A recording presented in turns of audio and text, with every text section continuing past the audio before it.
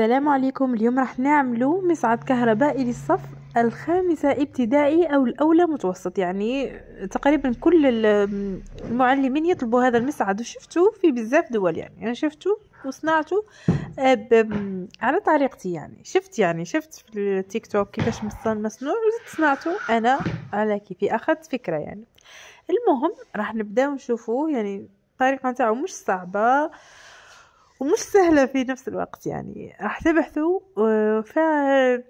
مجموعة بحثي في بزاف فيديوهات شفتهم لهنا. لو لقيت تفاعل راح نصنع لكم بزاف أشياء أنا كنت نصنعهم. يعني نحب الأعمال هذه.